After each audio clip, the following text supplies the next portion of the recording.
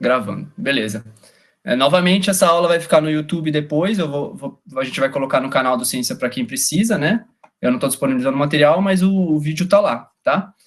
Então, eu vou começar aqui a falar um pouco sobre depósitos minerais, sobre o que a gente vem datando, e acho que depois eu vou passar um pouco para a Maíra falar um pouco de outras questões, especialmente sobre petrocronologia, sobre relações texturais, microscópicas, sobre relações de crescimento de minerais com outros minerais, que tipo de informação a gente pode tirar disso. Então, novamente, muito obrigado, Maíra, pela presença, e depois eu vou passar a palavra para você também, tá? Deixa eu ver como... Bom, eu acho que inicialmente o que eu quero dizer é por que a gente data depósitos minerais, né? Esse é um assunto bem interessante, pensar por que a gente tem datado depósitos minerais. E semana passada eu falei um pouco sobre fingerprints e footprints de sistemas minerais, né? E o que a gente tem percebido, e isso não é uma novidade necessariamente, né?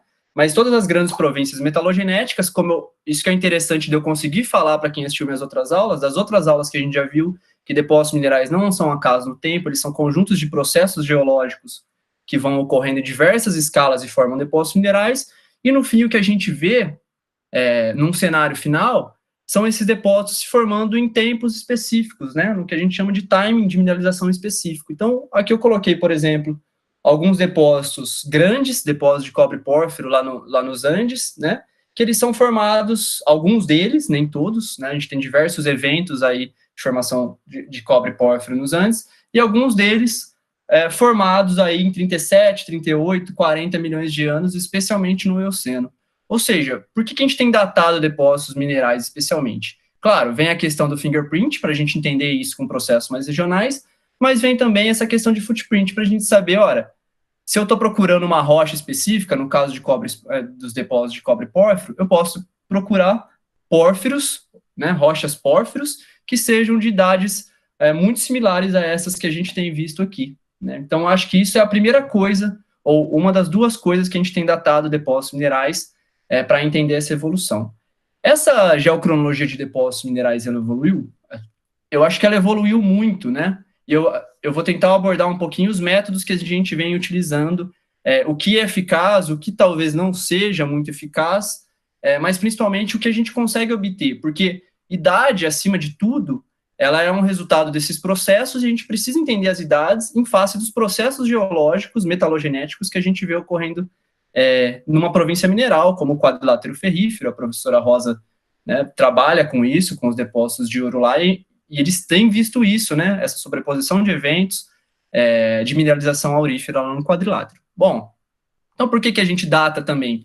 Porque muito do que a gente conhece é a questão, a gente faz aquela caracterização 3D de rochas hospedeiras, de alteração hidrotermal, de estilo de mineralização, de distribuição dos padrões de alteração hidrotermal, e no fim a gente precisa de uma idade para isso, que talvez não seja uma idade única, e acho que talvez a isso a Maíra vai conseguir contribuir muito mais que eu nessa live, né? Mas antes disso, gente, eu queria falar uma coisa que eu acho que é super importante para a geocronologia, e não somente para a geocronologia. Sempre que a gente for mexer com geologia isotópica, né, a gente precisa fazer algumas perguntas, ou pelo menos tentar entender o que essas idades vão implicar lá para frente, né? E para isso, eu tentei aqui colocar 4 pontos que a gente vai seguir antes de falar de geocronologia de fato. E quais seriam esses pontos?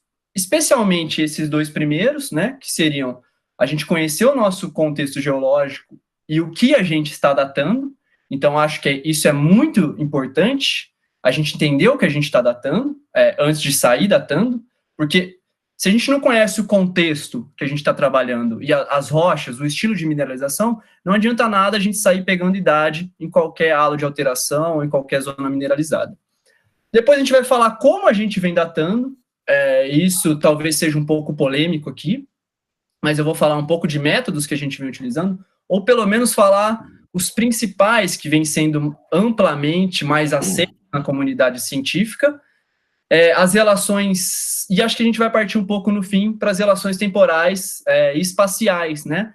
Tentar colocar isso, a relação macro e micro, aí um pouco no tempo, e acho que a Maíra também vai contribuir bastante com isso. E aqui eu começo colocando o caso de um kimberlito. Esse é um trabalho do Donati e colaboradores, que fez com o professor Elson lá na Unicamp. Esse é o kimberlito Brauna. Eu já mostrei ele em outra live minha, falando sobre a arquitetura da litosfera, né? Pessoal, tem alguém com o microfone ligado aí, por favor.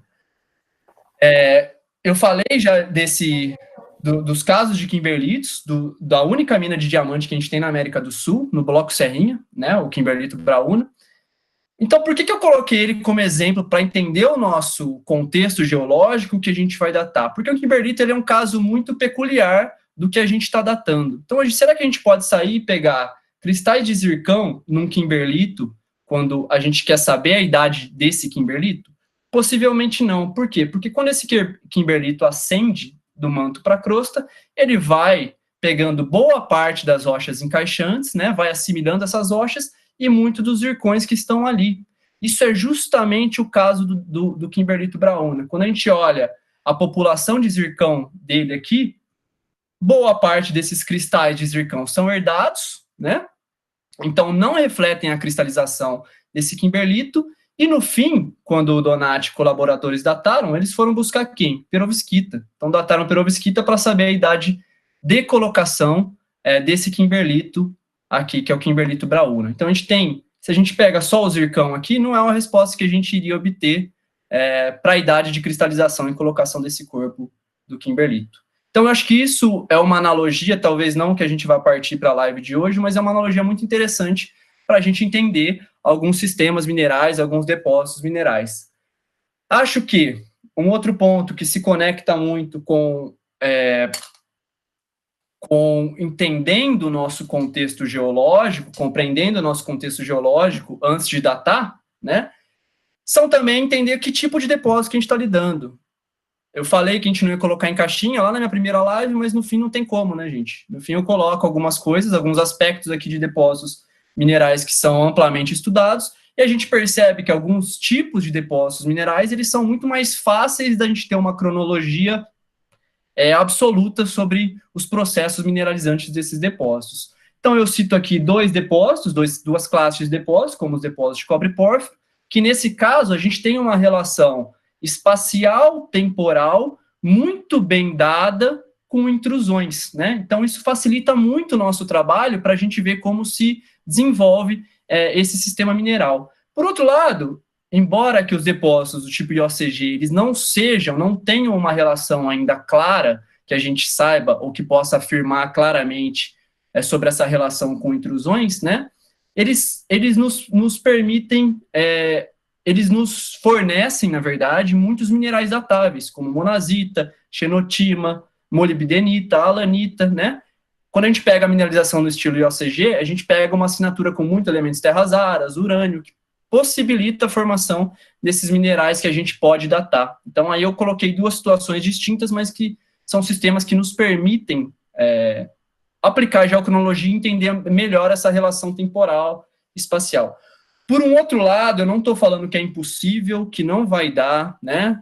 Longe disso. Eu estou falando aqui que são sistemas mais complexos, como os depósitos do tipo MVT ou SEDEX, onde a gente tem a instalação de bacias, isso durante milhões de anos vai se desenvolvendo, essa circulação de fluidos em escala regional, e eu não tenho necessariamente uma atividade magmática, por exemplo, para me dar uma cronologia relativa, né? No caso dos depósitos MVT, o que a gente pode fazer?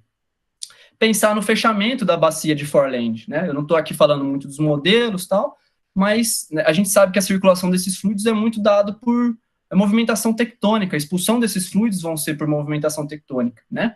Então, quando a gente, pelo menos, tenta entender como é o caso, não estou falando que vazante é um MVT, mas são depósitos muito similares, se a gente consegue essa cronologia, especialmente do brasiliano, a gente está vendo alguma coisa ali muito interessante, né? Então, nesse caso, o que eu quero citar? Que eu tenho uma ausência de minerais datáveis em muitos desses casos, nem sempre, mas eu posso ter, e uma relação incerta com alguns eventos regionais, sejam eles magmáticos, sejam eles deformacionais, por exemplo. Tá? Então, aqui eu quero contrapor sistemas distintos. Então, a gente tem que ter muito claro o que a gente vai datar ou o tipo de sistema que a gente vai lidar, porque isso vai ser importante nos nossos resultados lá na frente. Uma outra coisa super importante, que pode parecer básica para a gente que já fez geologia econômica, eu tenho um público aqui que está na nossa live muito diverso, né? Eu tenho alunos de graduação, de pós, professores, pessoal da academia, mas, assim, a primeira coisa que a gente tem, uma das primeiras coisas importantes é a relação temporal da mineralização e da rocha hospedeira. Então, o que eu vejo, muitas vezes, né, eu já ouvi isso muitas vezes, datamos o gneiss hospedeiro. Então, essa é a idade da mineralização. Não, né, eu vou mostrar isso no próximo slide. Então, a gente tem que entender muito a relação dessas rochas, né, a relação da mineralização com as rochas hospedeiras. Se eu tenho uma mineralização singenética, ou seja, que os depósitos, a mineralização se forma concomitantemente à minha rocha hospedeira, que é o caso, por exemplo, de depósitos de cromitito em complexos máficos ultramáficos, aqui é o exemplo de Boucherville. Acho que a Maíra pode falar um pouquinho mais, vai falar um pouquinho melhor disso, não sei, desculpa, Maíra, te jogar essa bola. A gente sabe que não necessariamente a gente vai ter uma idade, e é isso que o pessoal da petrocronologia vem detalhando muito bem, né? Mas o que eu quero contrastar aqui são essas duas coisas. Enquanto a gente tem uma mineralização epigenética, esse é o caso de Carajás, ou seja, a gente tem um granito, um granitoide mesoarqueano, né? Enquanto que a mineralização ela é neo-arqueana. Então, eu tenho situações distintas entre mineralização e rocha hospedeira. Então, se eu pego uma situação hipotética aqui, e a Poli está aí, né? Estuda Carajás, talvez não seja, eu criei isso rapidinho ontem para dar uma situação hipotética, talvez seja a cara do que é Carajás aqui, para quem conhece. Mas o que eu quero dizer, que se eu pego as rochas hospedeiras aqui, seja essa sequência metasedimentar, sejam os ortogneiss, eu basicamente estou aqui obtendo uma população de zircão detrítico, aqui eu estou obtendo possivelmente um zircão muito complexo, onde pode me dar evidências de alto grau metamórfico, por exemplo, que é o caso que a gente tem em Carajás, né? Então a gente tem duas idades distintas, mesoarqueanas, ou eu posso ter ainda rochas intrusivas, que a gente tem a dúvida se isso é hospedeira, se é intrusiva e qual é a relação disso. Então, nenhuma dessas idades, e que fique muito claro, quando eu dato urânio, chumbo e zircão nessas rochas, nenhuma dessas idades, vou ser bem enfático aqui, está me dando a idade de mineralização, caso a mineralização seja esse corpinho epigenético com halos de alteração endotermal que envelopam aqui, tá? Então, como que a gente vai, no fim, datar essa mineralização? A dica é, primeiro, ter uma relação espacial e temporal muito clara do que são as rochas, os padrões de alteração hidrotermal e a mineralização, e eu estou falando aqui de sistemas hidrotermais, boa parte de vocês provavelmente assistiu a live da Rosa hoje de manhã, né? E dentro disso eu vou buscar minerais datáveis nessas zonas de alteração, mineralização, tá? A gente pode ter uma discussão se há ou não formação de zircão hidrotermal, eu particularmente tenho uma opinião e acho que há, né? Mas eu vou mostrar para vocês outros métodos que a gente vem datando e estabelecendo a cronologia de depósitos minerais. Então, que fique bem claro, datar rocha hospedeira não é datar mineralização epigenética nesse caso, como é o caso de depósitos de OCG, como é o caso de depósitos de ouro orogênico, de depósitos de cobre pórfiro, por exemplo. Essa tabela, para mim, não se assustem, mas resume muito, né? Quem tem produzido esses trabalhos de termocronologia, geocronologia, é o professor Máximo Chiaradi, eu novamente já citei ele em outras lives, né? É um artigo dele, ou acho que é uma revisão, na Economic Geology. Que eu quero falar aqui, né? Eu estou colocando aqui diversos sistemas isotópicos, então urânio chumbo é um sistema isotópico, rubi de estrôncio é outro, e diversos minerais aqui, né? Então a gente percebe que eu posso sair datando qualquer um desses minerais, mas o que tem que ficar claro aqui é que cada um vai ter um significado geológico aí. No caso da metalogênese, se eu datar urânio chumbo em zircão, possivelmente numa rocha intrusiva, eu vou estar obtendo uma idade de cristalização. Se eu vou mais ou menos para renil ósmio e molibdenita, que é o clássico que a gente tem usado, eu possivelmente, se essa molibdenita, eu vou falar isso daqui a pouco, tiver em paragênese com a minha mineralização, eu estou datando a mineralização. Em contrapartida, se eu quiser ver eventos de resfriamento ou de sobreposição hidrotermal, eu posso partir para sistemas isotópicos de mais baixa temperatura, tá? Aqui eu estou basicamente utilizando o conceito de temperatura de fechamento ou temperatura de bloqueio. Ou seja, abaixo dessa T não há difusão interna e externa entre isótopos pais e filhos. Gente, perdão, eu não estou aqui me adentrando a conceitos básicos de geocronologia, né? Então, quem quiser, tem vários materiais na literatura sobre geocronologia para vocês verem a questão sobre decaimento, tempo de meia-vida e todos esses isótopos pai e filho, né? Então, quando eu pego isso, o que eu quero dizer é que se eu vou pegando cada um desses minerais e desses sistemas isotópicos, eu vou conseguir investigar diferentes eventos termais. E aqui eu incluo eventos magmáticos, eventos deformacionais, eventos hidrotermais, tá? Então é por isso que a gente não pode tratar, e eu vejo isso muitas vezes em congresso, ou artigo acho que não, né, mas em congresso, é a gente tratar uma idade argônio-argônio como uma idade urânio-chumbo e zircão. Isso não faz sentido geológico, tá? Porque a temperatura de bloqueio entre os dois sistemas e os minerais é muito distinta. O que a gente tem feito, então? E aí eu desafio vocês a irem em qualquer periódico grande aí de geologia econômica, de metalogênese, né, e buscar por timing of mineralization, alguma coisa desse tipo. O que vocês vão ver basicamente? Urânio-chumbo, rênio-ósmio e argônio-argônio. Esses são as três sistemáticas principais que a gente tem utilizado, especialmente nos artigos mais recentes, e o que a gente tem visto, um menor erro, uma maior precisão, uma maior acurácia, um menor erro e um maior, principalmente, significado geológico, né? Principalmente porque a gente parte de duas premissas básicas. Em geral, esses minerais aí, nessas diferentes sistemáticas, tem pouco ou nenhum isótopo filho inicial, né? Então, se eu estou fazendo rênio-ósmio em molibdenita, eu basicamente não tenho ósmio radiogênico na molibdenita, né? Ou muito pouco. Essa é uma premissa. E mais que isso, eles têm que ser resistentes a eventos posteriores. Isso eu coloco em segundo plano, porque muitas vezes esses eventos posteriores podem nos estar dizendo alguma coisa também, né? Isso não tem problema nenhum. Acho que talvez seja o caso, né, Rosa, do que a gente vê, do que vocês têm visto no quadrilátero, com idades neo-arqueanas, é o caso lá de Lamego, neo-arqueanas em monazita, e depois brasilianas em xenotima, né? Ou alanita, não lembro, mas depois a gente pode discutir isso. Em contrapartida, a Maíra me deu uma bronca aqui falando que eu sou preconceituoso ontem à noite, né?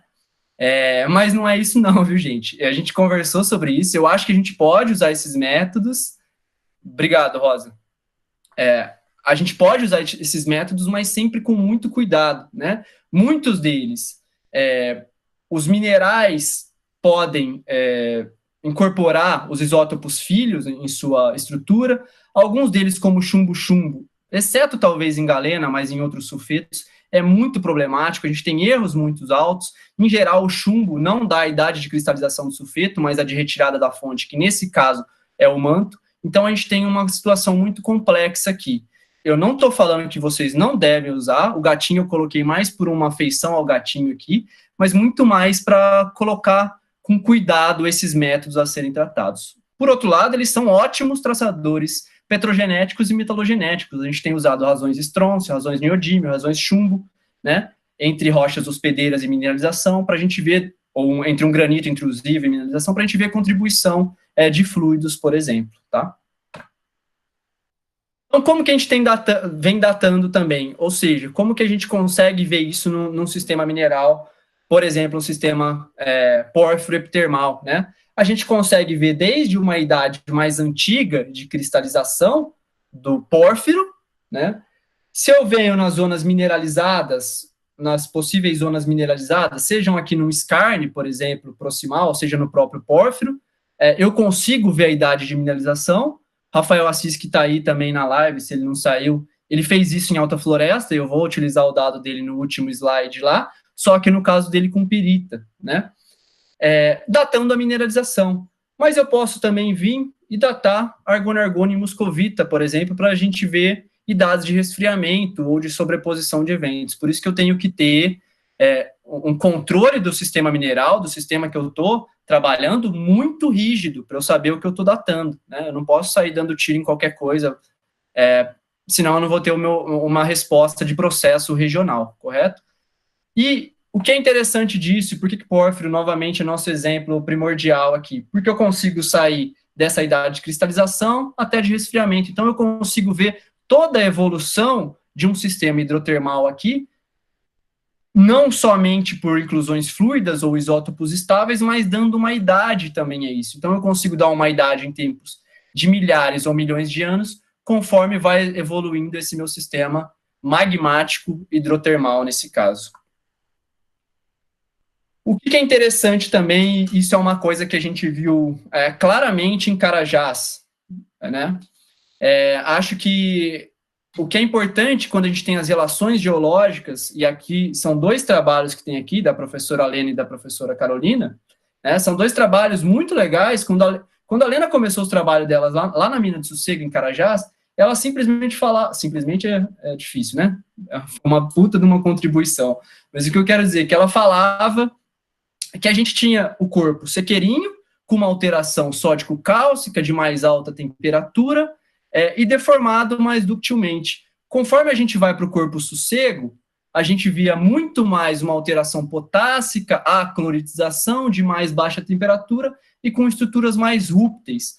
Isso foi o artigo dela de 2008. Quando foi a Carolina Moreto e datou esses 2 corpos, ela viu aqui no sequeirinho pista, tanto por urânio chumbo e monazita, quanto reniósio e molibdenita, que essas idades eram neo-arqueanas, aproximadamente em 2,7, enquanto que o corpo sossego, ele era uma idade, urânio chumbo e monazita, de 1,88.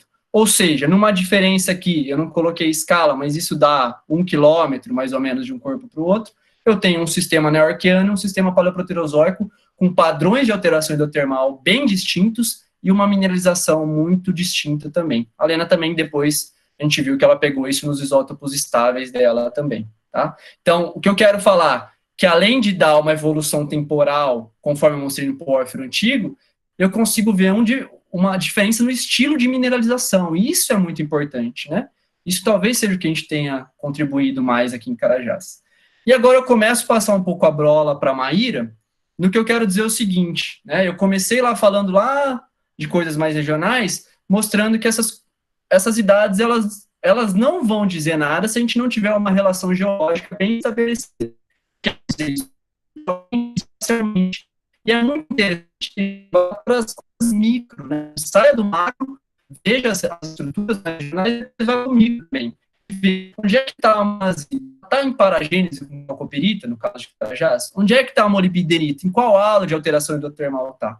Isso vai nos dizer muita coisa, né? Então, aqui está a monazita datada no sequeirinho, aqui a molibdenita datada no corpo pista, no depósito de sossego. E aí eu passo a bola para a Maíra, porque eu quero que ela contribua um pouco mais agora com essa questão de relações mais microestruturais, microtexturais, né? E o que ela pode falar aí, Maíra, está com você a bola. Boa tarde, né, a todas e a todos. Gustavo, obrigada de novo pelo convite. Eu estou muito feliz de compartilhar um pouquinho do meu fascínio mesmo por esse braço das geociências, que é a petrocronologia, né? Algumas pessoas pensam que a petrocronologia é petrologia e geocronologia. Sim, mas é quando você consegue amarrar as duas, identificando, então, né, conectando a informação que você tem do tempo, da idade, né, da duração do processo, com os processos específicos de formação de rocha. São, né, a partir das condições físicas. Como que você consegue correlacionar o processo que foi responsável pela formação daquele seu mineral acessório e correlacionar ele com, então, o que é de interesse para você, né, no caso da metalogenia do minério. No caso do metamorfismo do mineral que está te dando a condição de pressão e temperatura que você está obtendo, e assim por diante. Então, eu vou começar com um exemplo simples, né? Todo mundo... Hoje em dia, o zircão já é muito disseminado, né, na academia, datação de zircão virou uma coisa simples, apesar que a gente vai ver que não é tão simples assim. Quando a gente pega um granito, então, a gente... seria o tipo de rocha mais simples de datar, né? A gente pensa cristalizou de um magma, vai ser uma coisa simples. E o que a gente tem visto, de fato, é que independente da técnica utilizada, né, o sistema urânio-chumbo, mesmo que seja um TINS, um SINS ou um laser ablation, pode fornecer resultados que não são diretamente correlacionáveis com o que aquela idade quer dizer, né? A petrocronologia vai ser qual que é o significado daquela idade. Então, por exemplo, um grão de zircão, a gente já vê de cara que ele não é simples, porque olha o tanto de coisa que tem dentro dele, né? Não pode ter... Tem uma rocha dentro de um zircão, e a gente já olha para o zircão, aquele mineral pequenininho, né? Nem dá muita bola, às vezes, na petrografia. Aí a gente contém uma idade do grão, e às vezes o que acontece é que a gente pode ter intervalos na cristalização de uma rocha ígnea de até 50 milhões de anos.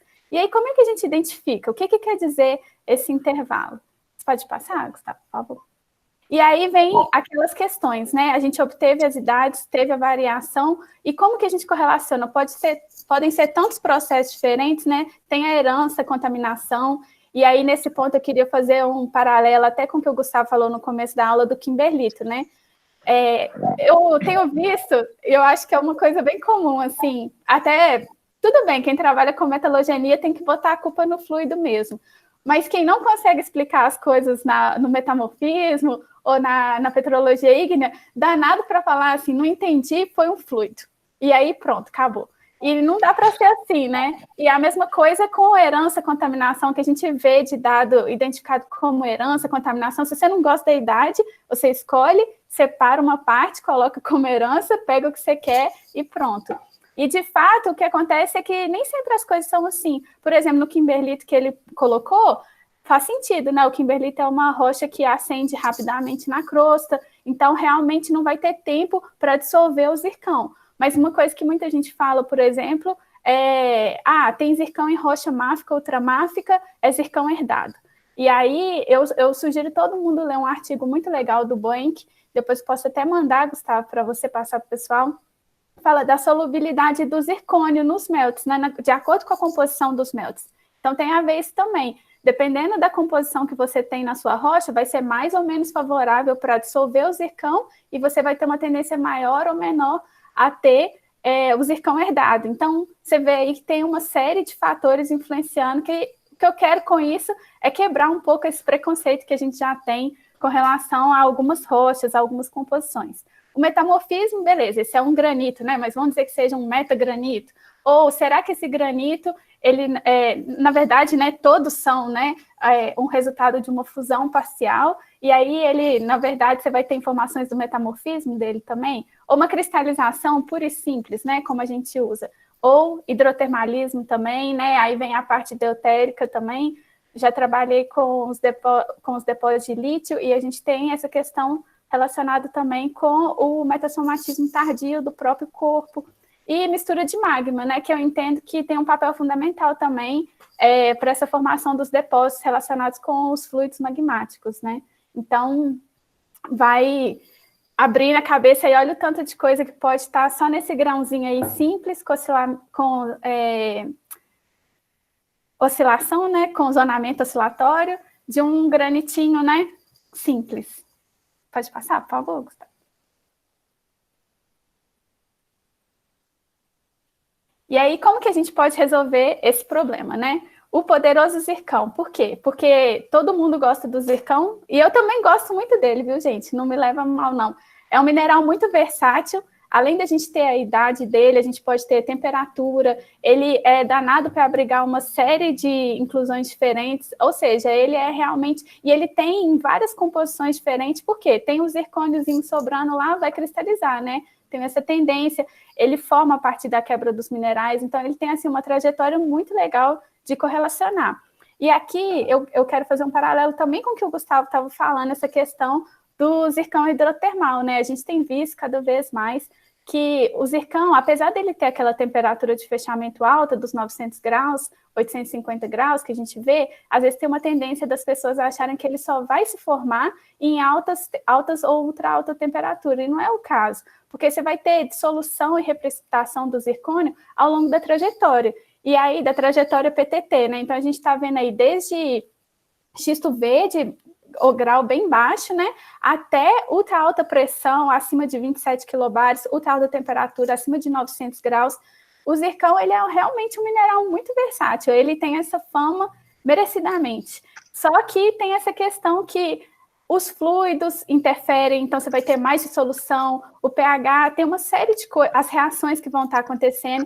Então, não necessariamente a gente pode se apegar nisso que o zircão ele vai estar refletindo uma temperatura muito alta. E aí, assim, lógico, as imagens de catodoluminescência vão ajudar a gente a identificar os processos, né? Muitas vezes. Mas muitas vezes também eles ficam escondidos ali dentro, porque a imagem não muda, mas lá dentro o sistema isotópico já mudou.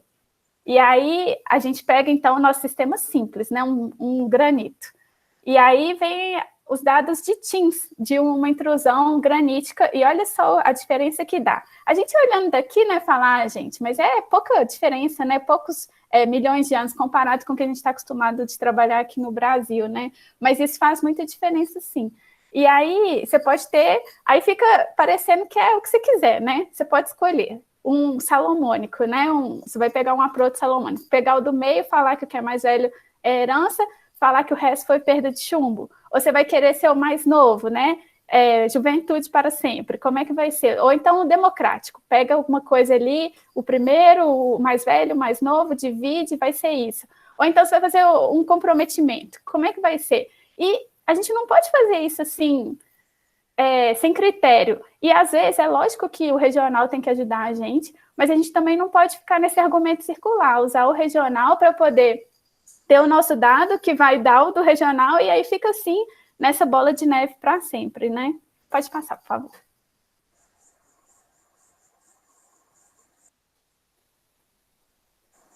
E aí eu quero falar um pouquinho como que é a petacronologia, né? Esses exemplos que eu estou usando aqui, a maioria são de outros tipos de rocha, mas a ideia é abrir um pouco a cabeça para a gente pensar como que a petacronologia pode ser usada para a metalogenia também. Então, das relações texturais, fazendo o link também com o que o Gustavo falou, vem a questão dos minerais inclusos, né? Onde que está incluso o mineral que você está datando, ou ele está na borda de outro mineral? E mesmo assim, gente, vale chamar a atenção que isso não é uma coisa absoluta, né? A gente tem essa tendência a achar que os minerais que estão inclusos podem ter vindo muito antes também, pode ser um processo, um resultado do processo, então a gente tem que fazer o máximo possível para amarrar, ver estatisticamente também, né? O mandurinha não faz verão. Então, essas relações texturais são muito importantes. Por exemplo, numa granada, ver aonde na granada que ela está, porque são vários PTs. Então, você tem, por exemplo, o rutilo, diferentes composições nas diferentes bordas, nas diferentes zonas da granada. Cada um cresceu num estágio diferente. E a gente pode passar. A gente usa muitas imagens, né, de catodoluminescência, de elétrons retroespalhados, secundários, e agora o que eu tenho visto, até procurando para essa apresentação também, é que realmente os mapas de raio-x são uma ferramenta fantástica, porque para amarrar os processos, principalmente vocês vão ver para esses minerais, para essas técnicas novas com os minerais novos, se você não souber o que você está datando, não vai adiantar nada, vai estar jogando seu dinheiro no lixo. Às vezes eu sei que é caro, né? Ainda mais a gente falando de geologia econômica, que não está muito querendo saber, às vezes, o detalhe da idade, né? Mas, assim, se for para investir, pelo menos saber o que você está fazendo para poder fazer o dinheiro valer, né?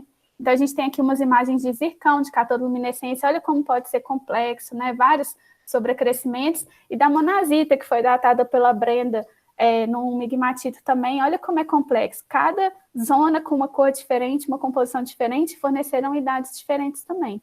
Como que ela vai correlacionar isso com a rocha? Através da composição dessas zonas. E aí vem outra coisa que tem um papel importantíssimo nisso, está crescendo muito agora, são as inclusões.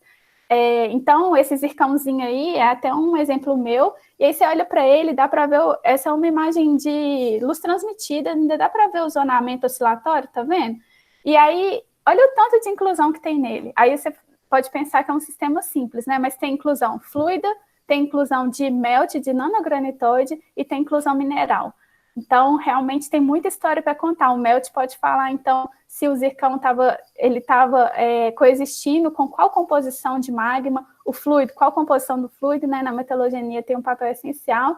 E a mesma coisa, e também essa divisão, né? Das inclusões primárias e secundárias. Peguei esse exemplo da Émilie Janot, da monazita, né? Então, a gente tem que saber realmente o que está fazendo. A distribuição dos elementos traços, né, é muito importante também, e aí a gente vai ver o quê? Qual que é o papel dela? Os elementos traços, quando os minerais estão cristalizando, eles vão ser, os minerais vão competir pelos elementos. Alguns minerais competem pelos mesmos elementos, por exemplo, é o caso desse que está com a bolinha vermelha, um exemplo que a gente estudou da monazita com a granada. Se você vê, os dois, tanto a monazita quanto a granada, elas competem por elementos terras raras pesados. Então, quando a monazita cresceu, você vê que teve uma diminuição, e em vez dela ficar flat, o azul escuro, que é a granada, ela diminuiu a quantidade de elementos terras raras. Por quê? Porque a monazita estava cristalizando e ela ganhou essa batalha aí. Então, a gente consegue ver que, por exemplo, que a monazita cresceu com a borda da granada e não com o núcleo. Então, já vai dando uma ideia para a gente. E aqui, esse exemplo bem legal do Jiang, na revista da Geochronology, até quero indicar que lá está com vários exemplos de pedrocronologia para metalogenia, achei legal. E com um volume especial de datação de carbonatos. O hidrotermal e o magmático. Aqui vocês vão ver que já é o contrário, não está competindo pelos pesados, pelos leves, né? O hidrotermal tem muito mais leve.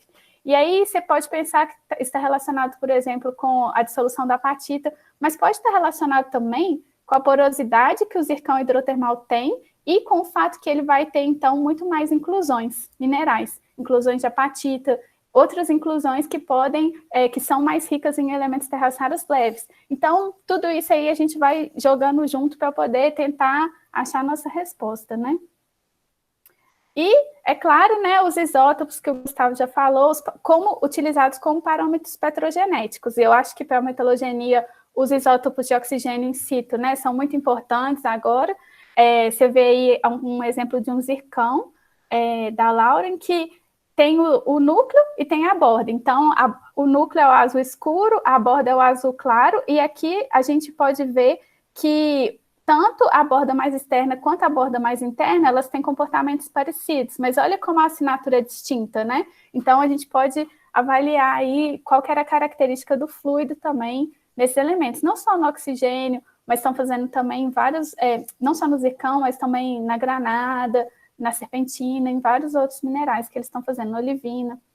E o ráfnio, né? Que o ráfnio também vai contar muito dos processos, a razão do ráfnio, ela vai te falar também se teve envolvimento de outros fluidos, se teve composição de melt externo, entre outras coisas que podem ser interessantes.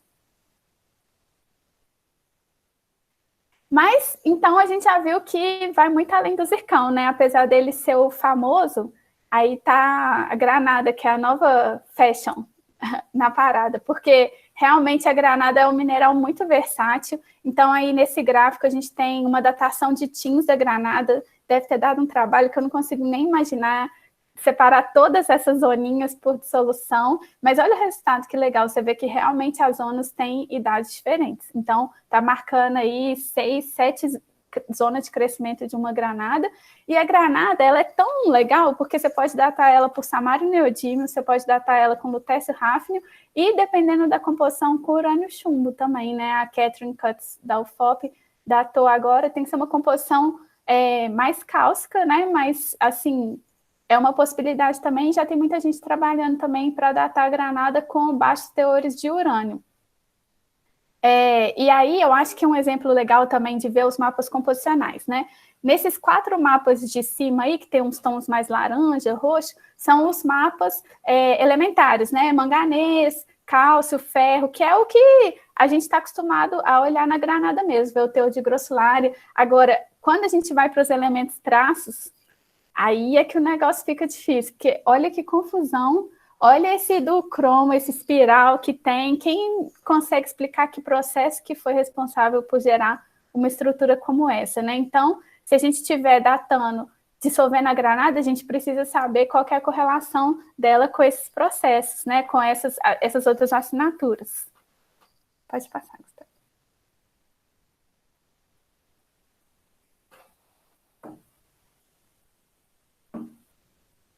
Travou. Da titanita também, né? A titanita, de novo, mostrando aí, então, os elementos traços, ajudando a marcar o núcleo e a borda.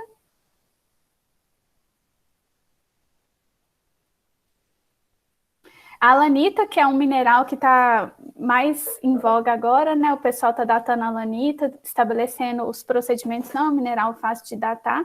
A gente vê também aqui, né, a variação composicional nos mapas, e aí a gente vê diferentes idades sendo obtidas, e aqui mostrando, nesse trabalho da Laura Airag também é bem legal, mostrando esses processos que a gente estava falando, de uma ilustração do processo mesmo, de identificar o processo como tem a monazita, ela vai dissolver e ela vai liberar elementos para poder cristalizar a alanita e a apatita, a borda da alanita e a borda da apatita. Então, você consegue amarrar isso com o seu processo.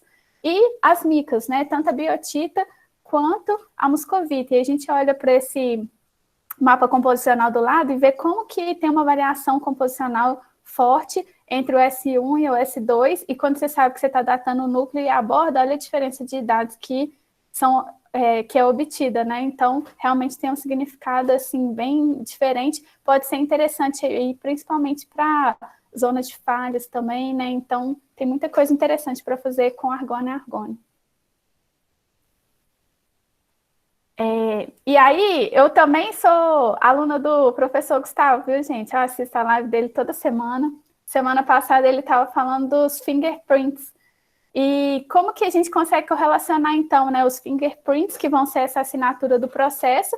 É isso que a gente vai tentar fazer quando a gente aplicar a petrocronologia na metalogenia, porque já que a gente quer a datação do minério, né, e compreender os processos da formação do minério, então a gente precisa entender isso.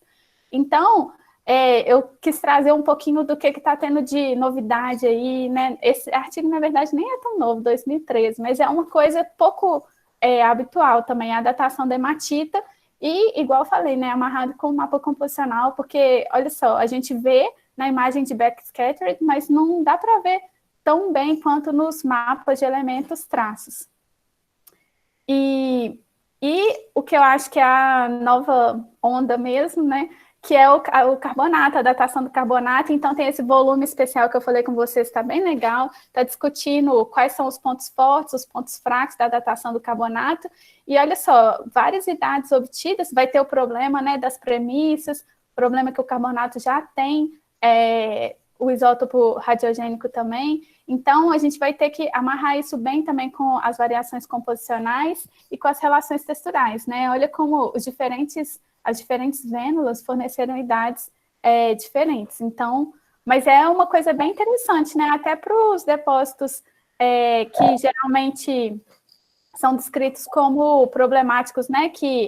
E muito relacionado com as alterações também, né, Gustavo? Sim. Além disso, também tem a datação dos feldspaths por Rubinstein. Por isso que eu falei que ele estava sendo preconceituoso, porque tem muita coisa legal e só tem que saber direitinho o que está fazendo. Agora eu vou devolver a bola. Mayra, antes de te agradecer, para finalizar tudo, eu também colocar uns pontos na sua parte aí, né? Eu só queria... Rafael assista aí, acho, né? Rafael, se eu falar alguma asneira, você me corrige, tá? Esse é um trabalho, então, do professor Rafael Assis, atualmente na USP, né? Dividimos salas muitos anos lá na Unicamp. E o que eu quero dizer com isso, daqui a pouco eu passo para finalizar o que eu queria falar da excelente parte da Maíra, por exemplo, né? O Rafael, ele conseguiu datar renil osmio e pirita lá nas mineralizações... Vou aqui, né, Rafael, não chamar de pórfiro, vou chamar de intrusion hosted. Então, ele conseguiu datar essas mineralizações em 1,78 bilhões de anos, né? E quando a gente olha, ele conseguiu também correlacionar isso a um evento, ou pelo menos a alguns eventos magmáticos que podem ser os causadores desses sistemas magmáticos hidrotermais que a gente vê em alta floresta, né? Então, o Rafael saiu de uma idade, de um contexto geológico muito bem estabelecido. O Rafael fez desde iniciação científica, TCC, mestrado e doutorado lá, conhecendo todas as rochas de muitos desses depósitos, conhecendo o contexto geológico, para só então, no doutorado dele, sair datando o que a gente vê em alta floresta hoje. Então, é um trabalho excelente que a gente conseguiu correlacionar a idade de mineralização com prováveis possíveis eventos tectonomagmáticos lá de alta floresta. E o que eu quero, para finalizar, dizer um pouco aqui, né? Acho que a Maíra falou brilhantemente que cada vez mais a gente vai indo em escalas menores, né, para a gente ter situações e relações geológicas em escala micro, para a gente sair do micro e ir para o macro. Então, eu acho que eu também consigo pegar o que a Maíra falou um pouco e falar muito do que a gente viu a live passada, né, sobre footprints e fingerprints. Quando a gente pega algo que isso o Rafael fez brilhantemente aqui, a gente vê uma coisa muito mais macro, muito mais regional. O que a gente provavelmente vai partir agora são definir cada vez coisas mais micros. Como é que esses sistemas hidrotermais, magmáticos hidrotermais, como é que eles evoluem, né? Então, eu não consigo necessariamente só traçar por isótopos radiogênicos, por isótopos estáveis, perdão. Eu consigo agora ver isso, como a Maíra mostrou, por idades, pelo crescimento de minerais que vão crescendo junto com esses minerais datáveis. E acho que ela também falou uma coisa muito interessante, ela mostrou aí a fronteira do que a gente vai encarar nos próximos anos ou até décadas aí, né? O professor Cristiano Lana, da UFOP, vem desenvolvendo trabalhos muito legais com urânio chumbo em Granada, como ela falou. Para a gente em Carajás isso é excelente, para a mina de turmalina, por exemplo, no quadrilátero que está cheio de Granada, seria excelente. Acho que o urânio chumbo em calcita é uma super nova fronteira aí. Lógico, a gente vai ter que sempre ter, né? A gente sabe como calcita, por exemplo, vai se recristalizar muito fácil, então isso, o que eu disse lá no começo, que a gente tem que ter toda a noção, não só do depósito agora, mas também de como esses minerais se comportam, é muito interessante. E a Maíra mostrou isso por razões isotópicas, por elementos traço, tudo isso. Então, se a gente for datar carbonato, e isso o Cristiano está fazendo, né?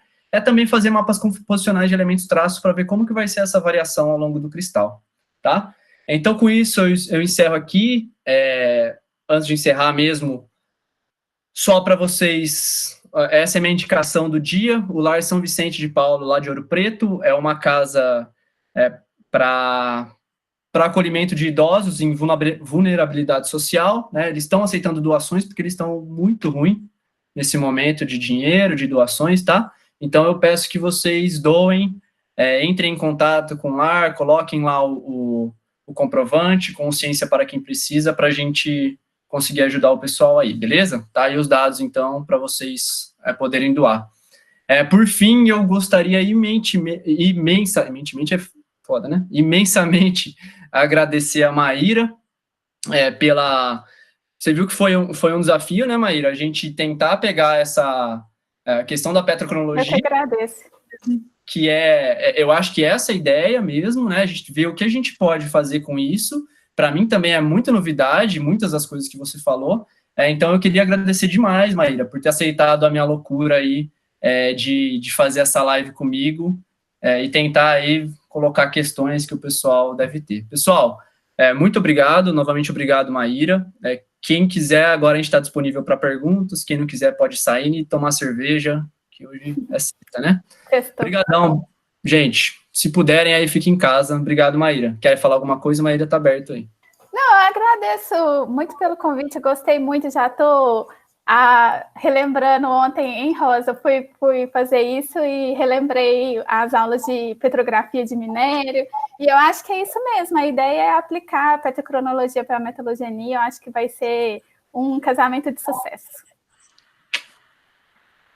Isso aí, gente. Muito obrigado. Quem tiver perguntas, a gente sempre fica uns 5, 10 minutos aí até todo mundo sair e perguntando, beleza? Obrigado a Rosa também, Maria José que está aí, o Rafael, obrigado, Rafa, pela presença. Próximo eu vou convidar a Rosa e o Rafa também para vir aí. Semana que vem, na sexta, deve ter outra, Angélica. E eu estou deixando todo o material no YouTube, tá, pessoal? Oi, Gustavo. Oi, Maíra. Que apoia.